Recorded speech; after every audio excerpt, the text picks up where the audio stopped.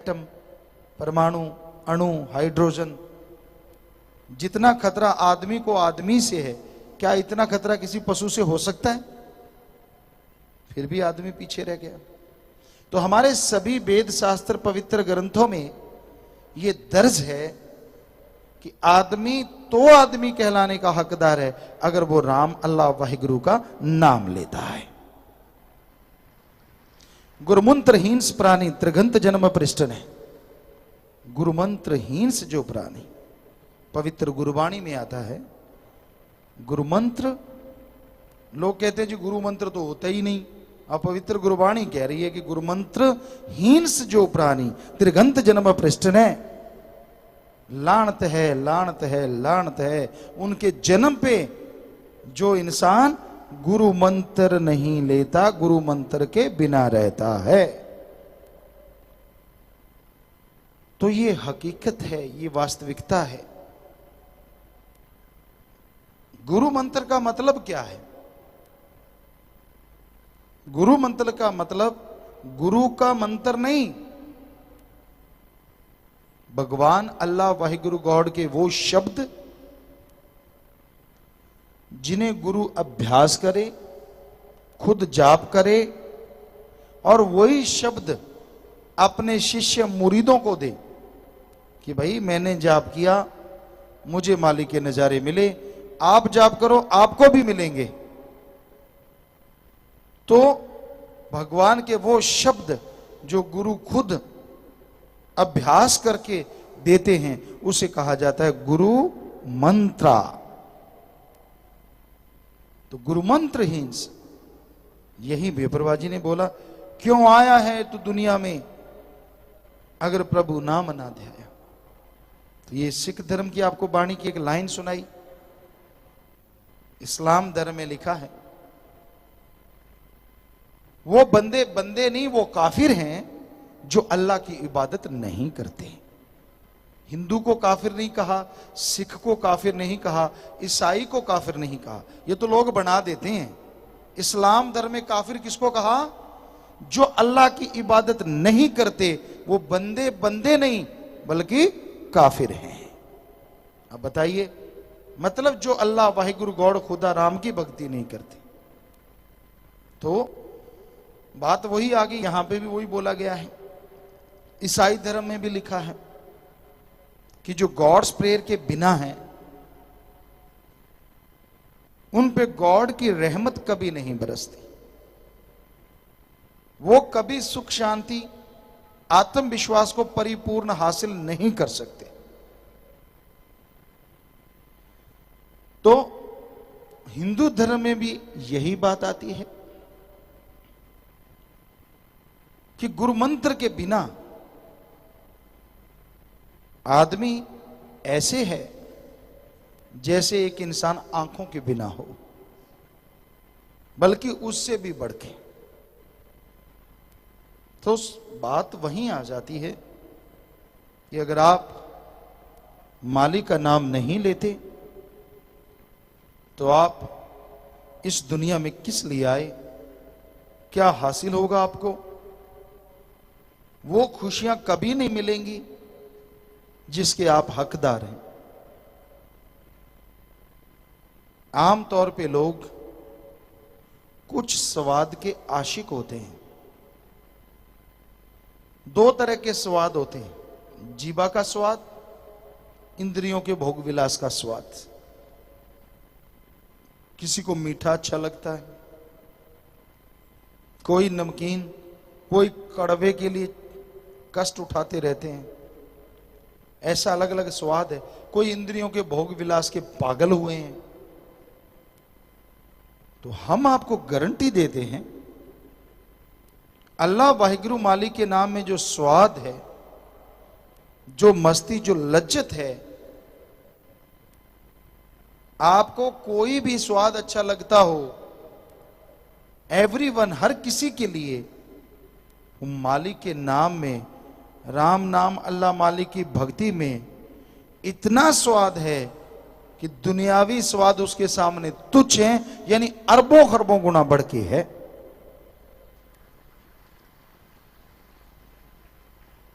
दुनियावी स्वाद तब तक होते हैं जब तक संपर्क बना रहता है, चाहे वो जीभा का हो चाहे इंद्रियों का। मुंह में रसगुल्ला है, जीभा से संपर्क है तो मीठा है, चबा लिया खा लिया अंदर चला गया, 10-12 मिनट के बाद मुंह बकबकेगा बकबका, कोई स्वाद नहीं। लेकिन हम आपको गारंटी देते हैं, एक बार हरी रस अमृत आबो हयात जो आपके अंदर चल रहा है, उसको अगर आप चख लेंगे तो वो परमानेंटली यहां तो क्या अगले जहान में भी बना रहेगा। ऐसा है मालिक के नाम का स्वाद, ऐसा है उसकी भक्ति का स्वाद, ऐसी है लज्जत, ऐसा है नशा, ऐसी है मस्ती। तो मालिक के नाम का स्वाद, परमात्मा के नाम का स्वाद अगर आप लेना चाहें, आनंद हासिल करना चाहें, तो जरूरी है आप मालिक के नाम का जाप करें, सत्संग सुने और अमल करें। सत्संग सुन के अमल करोगे तो खुशियां बेइंतहा मिलेंगी, और सत्संग सुन के अमल नहीं करोगे तो खाली रह जाओगे। इसलिए सुनो और अमल करो। जब तक जीव सुनता नहीं, अमल करता नहीं, अंदर से खाली रहता है, उसे कुछ भी हासिल नहीं होता। और सत्संग सुने बिना अपने मकसद में इंसान कभी कामयाब नहीं होता। तो आपका मकसद परमानंद की प्राप्ति है, वो जो परमानेंटली रहता है, वो जो लगातार बना रहता है, उस परमानंद को आप हासिल कर सकते हैं अगर आप सुमरन करें, अगर आप भक्ति करें, अगर आप इबादत करें। बातों से, दिखावे से, पैसे से, चढ़ावे से परमानंद नहीं आता। हां, आप सुमरण करते हो तन मन धन से, परमार्थ करते हो, तो अंदर बाहर की तमाम खुशियां आपको मिलेंगी ही मिलेंगी।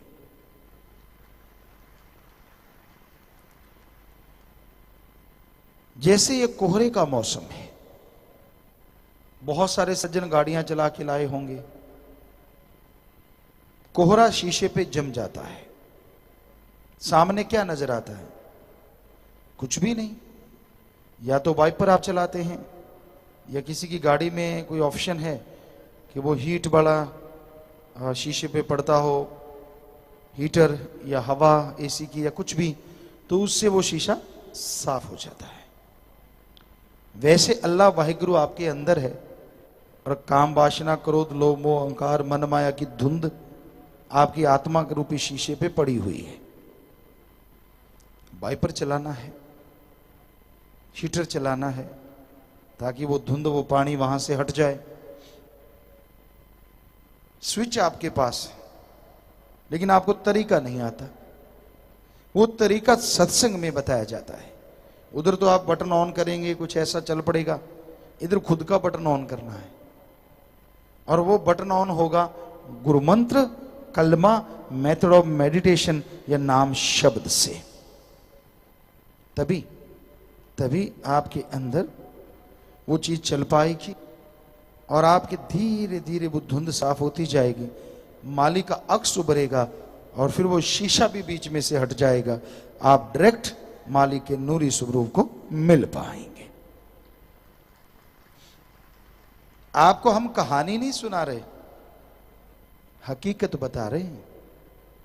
ये किसी कहानी का पार्ट नहीं है। कहीं आप सोचो कि कहीं कहानी सुनाई जा रही है। सत्संग में हकीकत बताई जाती है, कहानियां नहीं। जो हमने अनुभव किया है 100% आप कर सकते हैं।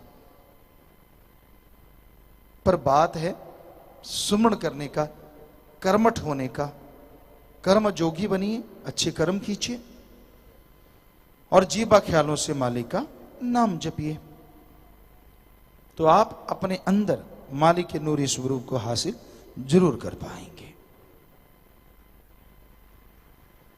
तो भाई, संत एक गाइड होते हैं, टीचर होते हैं, सिखाते हैं। कोई सुन के सीख जाता है, कोई देख के सीख जाता है और कोई गॉड गिफ्टेड होता है। 3-4 तरह से लोग सीखते हैं। तो आप सत्संग में आइए, सुनिए, सवाल अंदर पैदा होता है तो बताइए, पूछिए और आगे बढ़िए, तो जरूर मालिक की कृपा दृष्टि आप एक दिन बरसेगी बरसेगी, जब शीशा साफ हो जाएगा। सबसे बड़ी रुकावट है मन, तरह तरह के सवाल उठाता है, ये क्यों, वो क्यों, ये नहीं, वो नहीं, फला नहीं, तरह तरह के सवाल, क्यों, किंतु, परंतु। खुद का नहीं सोचता कि तेरे में क्या कमियां हैं, भगवान में कमियां निकालता रहता है। आपको कई बार बात सुनाई, आज बात पे बात आई। 2 अमली नशा करने वाले नशेड़ी अफीमची किसी पेड़ के नीचे लेटे हुए थे। बेरी का पेड़ था, नशा अच्छा खिला हुआ था। एक कहने लगा, यार भगवान भगवान करते रहते हैं। दूसरा कहता, हां। कहता, भगवान गलतियां बहुत करता है। दूसरा कहता, क्या गलतियां करता है? कहता, ये पेड़ देख रहा है आप जिसके नीचे लेटे हैं? कहता, हां। कितना मोटा इसका पेड़ा तना है, ऊपर कितना बड़ा झाड़ी है। कहता, हां। इसको तो लगाया छोटा सा बेर। कहता, ठीक। सामने देखो, पेठे की, कद्दू लौकी की बेल, मरियल सी बेल है और इतने बड़े बड़े पेठे, इतने बड़े बड़े कद्दू, इतनी लंबी लंबी लौकी। है ना मालिक की गलती, दिमाग में फर्क उसके? कौन सा वेद कुरान पढ़ना था? जैसा एक का नशा खिला था वैसा दूसरे का। कहता, हां यही बात तेरी सही है, मालिक को गलत है ये सौदा। बेर बेल पे लगाने थे और पेठे बेरी पे लगाने थे। कई बार मालिक भी फिर ऐसे खेल खेलता है। एकदम हवा का थोड़ा सा चक्रवात आया, अमली हिल तो रही नहीं थी, नीचे टांगे फैला रखी थी, बाजू फैला रखे थे। हवा का चक्रवात आया, एक इतना बड़ा बेर आके अमली के नाक के पड़ा, तड़ाक, चीख निकल गई जोर से। कहता, ओए। दूसरा कहता, हां। कहता, मालिक की गलती, काट दे, वो सही है। कहता, क्यों? कहता, अभी हवा आई। कहता, आई। कहता, हवा आई, एक बेर टूट के मेरे नाक पे लगा, अगर वहां पेठा होता तो इधर क्या होता? 2 मोरियां रह जाती, सारा साफ। तो कहता, मालिक जो करता है सही करता है। कई लोग ये कहते हैं कि धर्मों में लिखा है, जिसके कर्मों में जितना लिखा है वो तो मिल ही जाएगा, जो मुकद्दर में लिखा है वो मिलेगा, फिर जरूरत क्या है कुछ करने की, लेटे रहो। ये नहीं लिखा, जो लिखता है वो तो मिलेगा। पर परमात्मा ने लिखत में ये लिख दिया, संतों के द्वारा बताया गया, आदमी खुद मुख्तियार है, ये अच्छे कर्म करे या बुरे, इसको अधिकार है कि अपनी तरफ से कर्म कर सकता है, और अच्छे कर्म करे तो ये तकदीरों को बदल सकता है। सिर्फ इंसान को भगवान ने, वाहिगुरु राम ने ताकत बख्शी है। अभाग्यशाली से भाग्यशाली बन सकते हैं, और भाग्यशाली से खोटे कर्म करके अभाग्यशाली बन सकते हैं। तो अब आदमी हाथ पे हाथ धर के बैठ जाए, क्या नसीब होगा? इसलिए मेहनत करना होगा, परिश्रम करना होगा, तभी कुछ हासिल होगा। अगर आप परिश्रम नहीं करते, मेहनत नहीं करते, तो आप खाली हाथ रह जाते हैं। तो अति जरूरी है आप मेहनत करें, प्रभु के नाम का सुमरन करें, ताकि मालिक की तमाम खुशियां आपकी झोली में आ सके। कई कहते हैं जी हम बहुत मेहनत करते हैं, बड़ी मेहनत करते हैं, पर मेहनत का पूरा फल नहीं मिलता। सोने को हाथ लगाएं राख बन जाता है। क्या करें? कर्मों का दायरा बड़ा जबरदस्त है। आप मेहनत तो करते हैं, लेकिन जो संचित कर्म धर्मों में लिखे हैं वो आपकी मेहनत को जला के राख कर देते हैं, वो आपको भोगने पड़ते हैं। इसलिए आप सक्सेस नहीं होते, सफल नहीं होते। फिर कहते हैं जी उन पाप कर्मों को, कर्म चक्र को हटाएं कैसे? दो तरीके हैं।